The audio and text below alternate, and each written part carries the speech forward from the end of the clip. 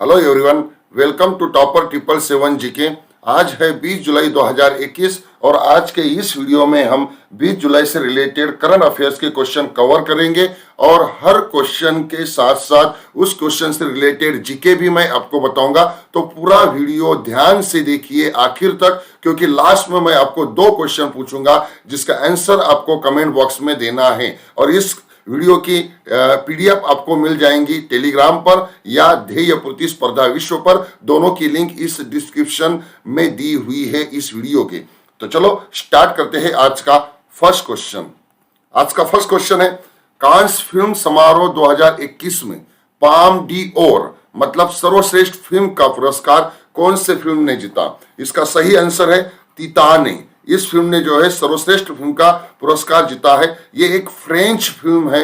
Okay, ये देखिए, ये जो है कांस फिल्म फेस्टिवल डी कांस ऐसा भी कहा जाता है उसे, उसका पोस्टर है। 2021 का जो था ये 74वां था। ओके, इस फिल्म समारोह के अंदर सर्वश्रेष्ठ फिल्म पुरस्कार जो तिताने ने जीता है, ये इसकी निर्देशिका एक महिला है जिसका नाम जूलिया ड्यूकैर्न्यू है। और 28 साल में पहली बार ऐसा हुआ है कि किसी महिला निर्देशक वाली फिल्म को सर्वश्रेष्ठ फिल्म से नवाजा गया है।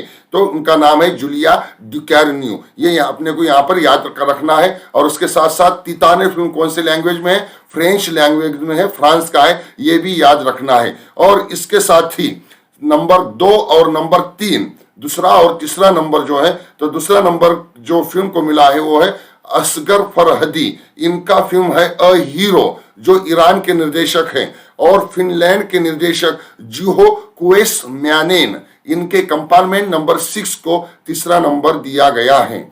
जिस तिताने फिल्म को फर्स्ट अवार्ड मिला है उसका पोस्टर ये आपके स्क्रीन के ऊपर दिख रहा है। और उसके जो निर्देशिका है उनका नाम जूलिया, जे आपको स्क्रीन के ऊपर दिख रही है।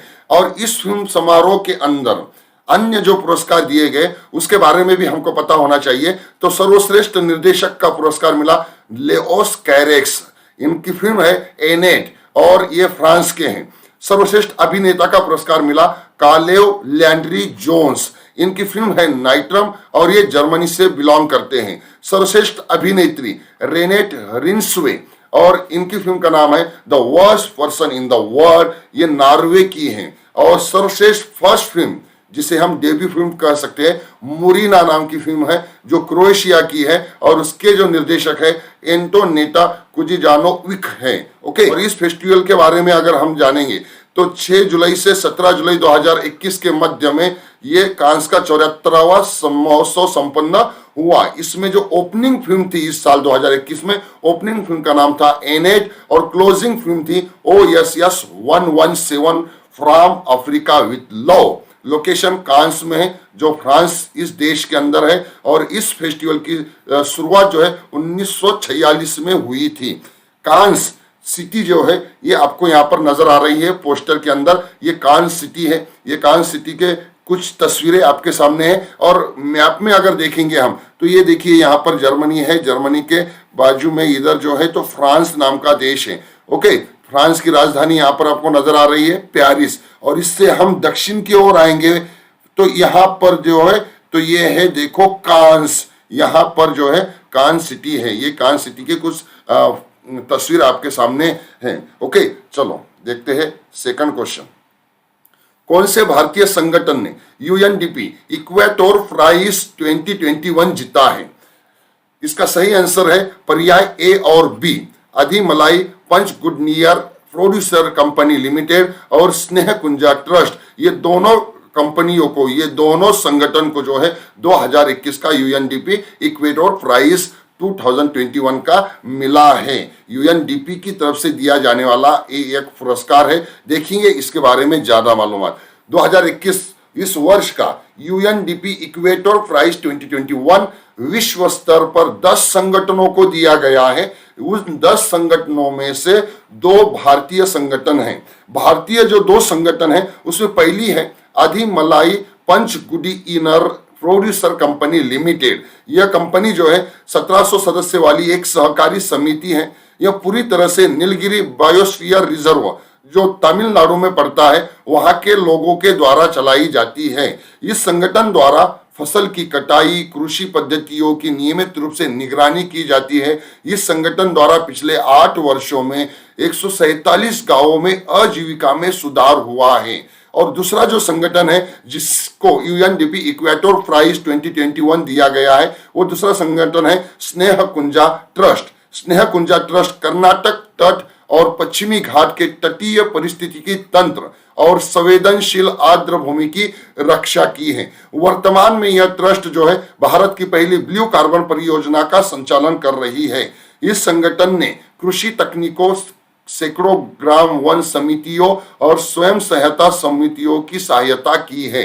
यूएनडीपी इक्वेटर प्राइज 2021 ये जो पुरस्कार है, ये पुरस्कार 2002 से शुरू हुआ है और ये जो पुरस्कार है जलवायु परिवर्तन और जैव विविधता के क्षेत्र में कार्य करने वाली संगठन को दिया जाता है। ओके, इसमें मैंने आपको इस सवाल में एक और ऑप्शन पूछा था, फैमिली लाल फॉरेस्ट्री। तो इसका आंसर आपको देना है कि ये फैमिली लाल फॉरेस्ट्री को हाल ही में कौन सा इंटरनेशनल अवार्ड दिया गया है। इसका आंसर मुझे कमेंट बॉक्स में करना है। चलो नेक्स्ट क्वेश्चन देखते हैं। हाल ही में किसने नेपाल संसद में विश्वास मत जीत लिया है? इसका सही आंसर है शेर बहादुर देउबा। नेपाल के नए प्रधानमंत्री बन गए हैं और उन्होंने नेपाल के संसद में विश्वास मत भी हासिल कर लिया है। ये जो तस्वीर आपको नजर आ रही है, ये है शेर बहादुर देउबा की और ये साइड में जो है फ्लैग है नेपाल का। नेपाल के नए पंतप्रधान या प्रधानमंत्री शेर बहादुर देउबा, उन्होंने विश्वास मत जीत लिया है। नेपाल के सर्वोच्च न्यायालय के आदेशानुसार शेर बहादुर देउबा को प्रधानमंत्री नियुक्त किया गया था। जब वहां के राष्ट्रपति विद्यादेवी भंडारी ने प्रधानमंत्री जो थे पहले केपी शर्मा ओली, इनकी सिफारिश पर उनके संविधान, नेपाल के संविधान के अनुच्छेद 76(7) के तहत 22 मई 2021 को निचले सदन को भंग कर दिया था। उसके बाद विरोधी पक्ष जो थे वो विरोधी पक्ष वहां के सर्वोच्च न्यायालय में गए थे और सर्वोच्च न्यायालय के आदेशानुसार शेर बहादुर देउबा को प्रधानमंत्री नियुक्त किया गया था और उन्होंने विश्वास मत हासिल कर लिया। नेपाल की संसद में 275 सदस्य हैं और ये 275 सदस्य में विश्वास मत जीतने के लिए 136 मतों की आवश्यकता थी, लेकिन शेर बहादुर देउबा इन्होंने 165 मत हासिल करके विश्वास मत जीत लिया है। नेपाल के बारे में अगर देखेंगे तो नेपाल की राजधानी काठमांडू है। काठमांडू में आपको सार्क SAARC सार्क का मुख्यालय आपको दिखेगा। वहां की राष्ट्रपति है विद्यादेवी भंडारी। अभी हाल ही के प्रधानमंत्री है शेर बहादुर देउबा। उसका क्षेत्रफल है 1,47,516 वर्ग किलोमीटर और करेंसी है नेपाली रुपीस। ये रहा नेपाल का नक्शा, नेपाल का मैप। ये नेपाल है हमारे भारत से लगा हुआ है और चीन से लगा हुआ है। यहाँ पर इसके सेंटर के अंदर काठमांडू, इसकी राजधानी आपको यहाँ पर नजर आ रही है। ओके, चलो next question. The India story नामक नई किताब किस पूर्व RBI गवर्नर द्वारा लिखी गई है?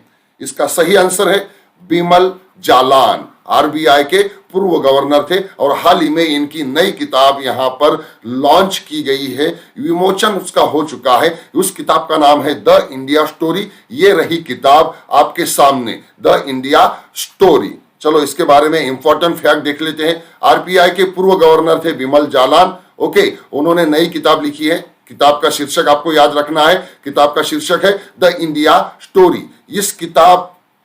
यह किताब जो है भारत के आर्थिक इतिहास पर केंद्रित है।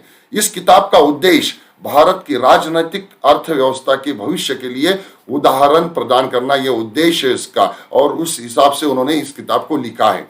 विमल जालान के बारे में अगर हम देखेंगे तो उनका जन्म 17 अगस्त 1941 को हुआ राजस्थान में सादुलपुर नाम के गांव में। ओके, 1981 से 1988 इस कालावधि में वह अपने भारत सरकार के 7वें मुख्य आर्थिक सलाहकार थे। 22 नवंबर 1997 से लेके 4 सितंबर 2003 तक वो RBI के 22वें गवर्नर थे। उनके बाद में 23वां गवर्नर हुए रघुराम राजन, और रघुराम राजन के बाद 24वां गवर्नर हुए, उनका नाम था उर्जित पटेल, और अभी फिलहाल में 25वां गवर्नर है, उनका नाम है शक्तिकांत दास। ओके, ये मालूमात आपको होनी चाहिए। इसी के साथ साथ 27 अगस्त 2003 से 26 अगस्त 2009 तक वो राज्यसभा के सदस्य भी थे। और विमल जालान की तरफ से India then and now, India ahead, the India story नामक किताबें लिखी हुई है। उनकी हर किताब के शीर्षक में इंडिया आता ही है। देखो, फर्स्ट किताब India then and now, second किताब इंडिया अहेड और थर्ड किताब द इंडिया स्टोरी। चलो चलते हैं next question. Next question, Tokyo Olympic 2020 में ओलंपिक लॉरेल पुरस्कार से किसे नवाजा जाएगा? इसका सही आंसर है दोस्तों, बांग्लादेश के नोबेल पुरस्कार विजेता मोहम्मद यूनुस, इनको जो है ओलंपिक लॉरेल पुरस्कार से नवाजा जाएगा। और आपके मालूमात के लिए बता देता हूं कि ये जो 2020 में ओलंपिक लॉरेल पुरस्कार दिया जाएगा, ये दूसरा ही होगा, दूसरी बार ही यह पुरस्कार दिया जाएगा। इसकी ज्यादा मालूमात हम देखेंगे। टोक्यो ओलंपिक में बांग्लादेशी नोबेल शांति पुरस्कार विजेता मोहम्मद यूनुस को ओलंपिक लॉरेल अवार्ड दिया जाएगा। उन्हें जो यह अवार्ड है विकास के लिए, खेल में उनके व्यापक कार्य के लिए सम्मानित किया जाएगा। मोहम्मद यूनुस, इनको जो है 2006 के अंदर नोबेल मिला था शांति नोबेल पुरस्कार से उन्हें नवाजा गया था। ओलंपिक लॉरेल पुरस्कार उनको 23 जुलाई 2021 को दिया जाएगा, क्योंकि 23 जुलाई 2021 को टोक्यो ओलंपिक 2020 का उद्घाटन समारोह होने वाला है। ओलंपिक लॉरेल पुरस्कार पहली बार केन्या के पूर्व ओलंपियन किप कीनो को दिया गया था रियो ओलंपिक 2016 के अंदर। यह पुरस्कार खेल के माध्यम से संस्कृति, शिक्षा, शांति और विकास में प्रयासों को मान्यता देने के लिए बनाया गया था। पहला पुरस्कार जिसको मिला था ये है किप कीनो, इनको मिला था पहला पुरस्कार। और इस पुरस्कार में इस तरह से एक ट्रॉफी दी जाती है। ये जो ट्रॉफी आपके सामने नजर आ रही है, इस तरह से ट्रॉफी दी जाती है। मोहम्मद यूनुस के बारे में हम जान लेंगे। उन्होंने 1980 के दशक में बांग्लादेश में ग्रामीण बैंक की स्थापना की थी। उनका जन्म 28 जून 1940 को हुआ था चित्तगांग में। बंगाल प्रेसिडेंसी जब था वो अभी बांग्लादेश में है। उनके पुरस्कार उन्हें जो है रेमन मैक्से से मिला था फिलीपीन सरकार की तरफ से 1984 में। वर्ल्ड फूड प्राइज उनको मिला था 1994 में। गांधी शांतता पुरस्कार हमने दिया था उनको 2000 में। सेउल शांति पुरस्कार उनको मिला था 2006 में। ये सेउल शांति पुरस्कार हमारे प्रधानमंत्री नरेंद्र मोदी को भी मिला हुआ है। और नोबेल शांति पुरस्कार उनको मिला था 2006 में। चलो नेक्स्ट क्वेश्चन देखते हैं। छठा क्वेश्चन है, किस संस्थान के शोधकर्ताओं ने एनबी ड्राइवर नामक एक आर्टिफिशियल इंटेलिजेंस आधारित गणितीय मॉडल विकसित किया? इसका सही आंसर है आईआईटी मद्रास। आईआईटी मद्रास के शोधकर्ताओं ने एनबी ड्राइवर नामक एक आर्टिफिशियल इंटेलिजेंस आधारित गणितीय मॉडल विकसित किया है, जो कैंसर के लिए मददगार होगा। कैंसर के लिए जो मददगार होगा। यह है आपके सामने IIT Madras campus. IIT Madras का कैंपस है, जो आईआईटी मद्रास आपको चेन्नई में देखने को मिलेगा। इसके अंदर ये जो एनबी ड्राइवर बना हुआ है, ये जो कोशिकाओं में कैंसर पैदा करने वाले जो परिवर्तन होते हैं, उनकी पहचान करने के लिए बनाया गया है, विकसित किया गया है। ये एक आर्टिफिशियल इंटेलिजेंस आधारित गणितीय मॉडल है। एनबी ड्राइवर का जो एल्गोरिदम है, कैंसर की प्रगति के लिए जिम्मेदार आनुवंशिक परिवर्तनों को स्थगित करने के लिए, डीएनए संरचने का लाभ उठाने के लिए अपेक्षाकृत तकनीक का उपयोग करता है। इस तरह से ये एनबी ड्राइवर बना हुआ है। आईआईटी मद्रास, इसका गठन 1959 में हुआ। इसका मोटो है success is born out of action. Chairman है पवन कुमार गोयंका।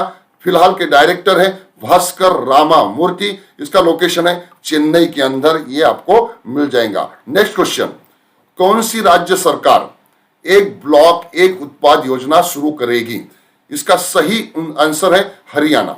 हरियाणा सरकार जो है एक ब्लॉक एक उत्पाद योजना शुरू करेगी। देखो, ग्रामीण क्षेत्रों में छोटे उद्योगों को प्रोत्साहित करने और बढ़ावा देने के लिए हरियाणा राज्य सरकार एक ब्लॉक एक उत्पाद योजना शुरू करेगी। इस योजना के तहत राज्य सरकार हरियाणा के हर ब्लॉक को किसी न किसी औद्योगिक दृष्टि से जोड़ने की योजना बना रही है। इसमें कॉमन सर्विस हो सकती है, लैब टेस्टिंग हो सकती है, पैकेजिंग हो सकती है, ट्रांसपोर्टेशन, अकाउंटेंसी, इन सब चीजों की व्यवस्था की जाएगी। हरियाणा में एमएसएमई के तहत वर्तमान में एक जिला एक उत्पाद मतलब वन डिस्ट्रिक्ट वन प्रोडक्ट योजना पूरे देश में एक मॉडल के रूप में सामने आई है। तो ये आपने को याद रखना है, ख्याल रखना है कि वन ब्लॉक वन उत्पाद योजना कौन सा राज्य सरकार शुरू करने वाली है? हरियाणा शुरू करने वाली है। तो हरियाणा के बारे में थोड़ा सा जीके हम देखेंगे। हरियाणा की राजधानी चंडीगढ़ है और इस राज्य का सबसे बड़ा शहर फरीदाबाद है। इसके राज्यपाल है बंडारू दत्तात्रेय। हाल ही में नए राज्यपाल बने हैं ये हरियाणा के।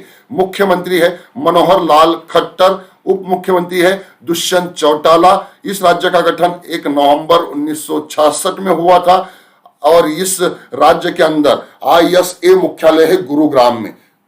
गुरुग्राम है देखो इस राज्य के अंदर, जिसका पुराना नाम गुड़गांव था। और इसका जिसमें जो है ISA मतलब इंटरनेशनल सोलर अलायंस का मुख्यालय देखने को मिलेगा। इस राज्य में 22 जिले हैं। राज्यसभा की सीट 5 है, लोकसभा की सीट 10 है, विधानसभा की सीट 90 है यहाँ पर। ओके, अब हरियाणा देखेंगे इंडिया के मैप में। ये इंडिया का मैप है आपके सामने और हरियाणा का लोकेशन यहाँ पे पंजाब के दक्षिण की ओर ये है हरियाणा।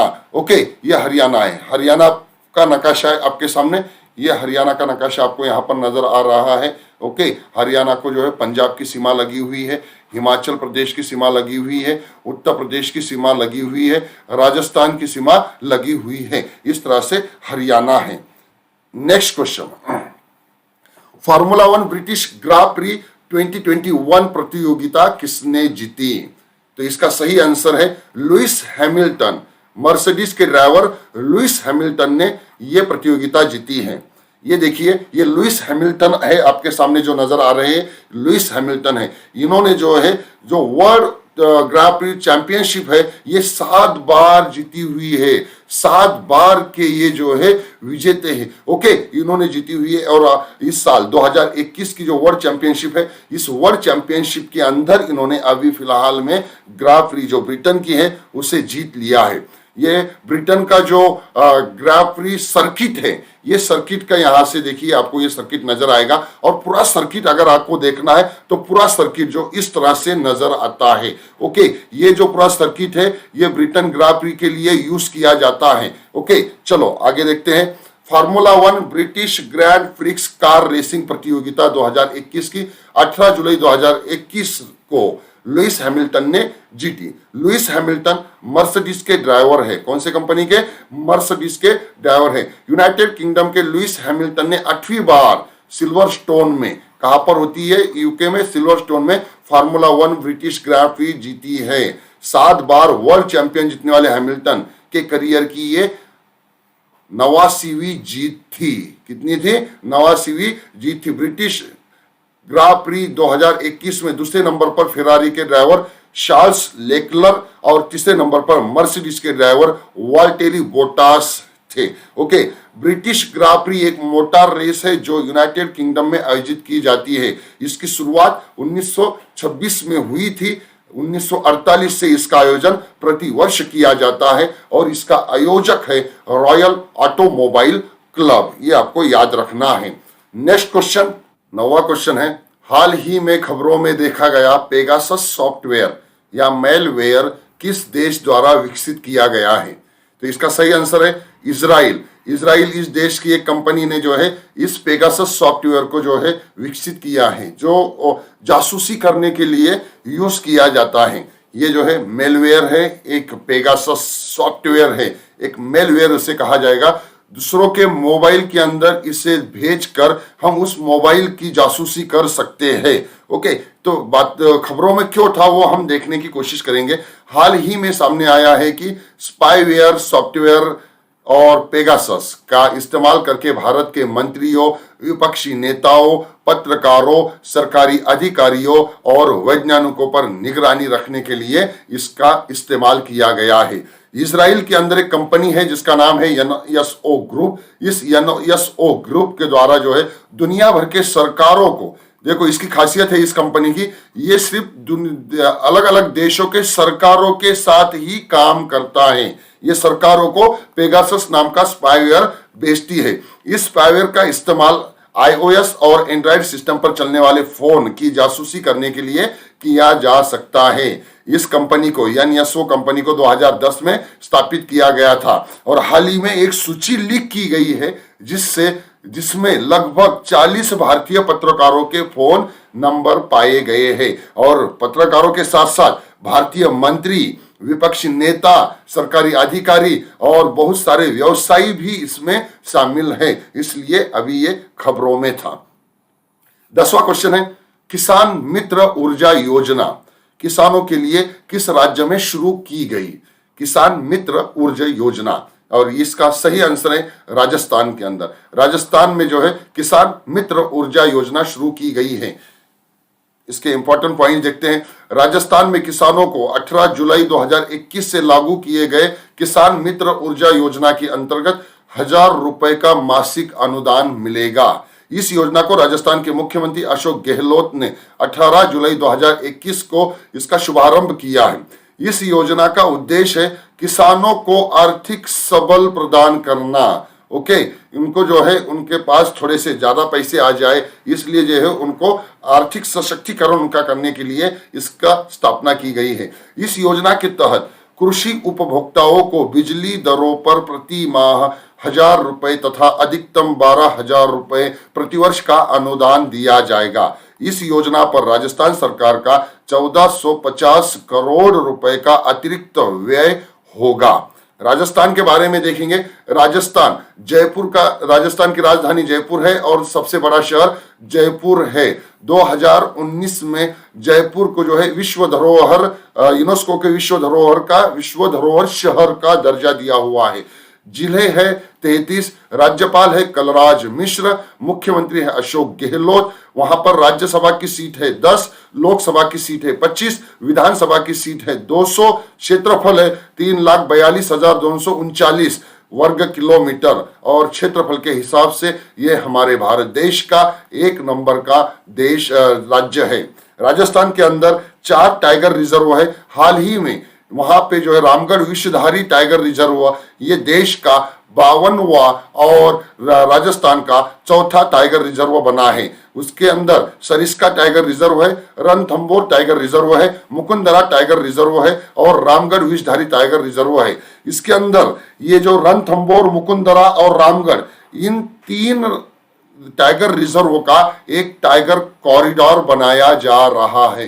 टाइगर कॉरिडोर बनाया जा रहा है। ओके, ये है मेरा प्यारा भारत महान। इस भारत में यहाँ पर है, देखो ये राजस्थान की लोकेशन। ओके, पाकिस्तान से इसकी बॉर्डर लगी हुई है। ओके, इसको बड़ा अगर देखेंगे हम तो ये राजस्थान है। राजस्थान की राजधानी जयपुर है। राजस्थान को पाकिस्तान, उसके साथ में पंजाब, हरियाणा, उत्तर प्रदेश, मध्य प्रदेश और गुजरात की सीमा लगी हुई है। ये है हमारे 10 क्वेश्चन। ओके, कल जो मैंने क्वेश्चन दिए थे आपको 2, उनका सही आंसर देखो। हाल ही में कौन से देश ने हज में भाग लेने वाली महिलाओं के लिए पुरुष अभिभावक की आवश्यकता को समाप्त किया? तो इसका सही आंसर है सऊदी अरब। सऊदी अरब ने जो है अभी महिलाओं को जो है तो पुरुष अभिभावक की जरूरत नहीं पड़ेगी, महिलाएं खुद से हज के लिए जा सकती है। और सेकंड क्वेश्चन मैंने आपको पूछा था, हाल ही में अमेरिका के किस राज्य में मंकी पॉक्स का पहला मामला सामने आया है? तो इसका सही आंसर है टेक्सास राज्य में। ओके, आज के क्वेश्चन ऑफ द डे, कांस 2021 में सर्वश्रेष्ठ वृत्त चित्र मतलब डॉक्यूमेंट्री का पुरस्कार किस भारतीय निर्देशक को मिला? और सेकंड क्वेश्चन है आज का, अंतरराष्ट्रीय क्रिकेट परिषद मतलब आईसीसी की नवीनतम सदस्य निम्नलिखित कौन सा नवीनतम सदस्य हुआ है? इनके आंसर आपको इस वीडियो के कमेंट बॉक्स में देना है। और आपको वीडियो अगर पसंद आया होगा तो वीडियो को लाइक कीजिए और अपने इस चैनल को टॉपर 777 चैनल को सब्सक्राइब कीजिए, बेल आइकन क्लिक कीजिए और ज्यादा से ज्यादा शेयर करें। आज के लिए इतना ही, रुकते हैं। जय हिंद, जय भारत।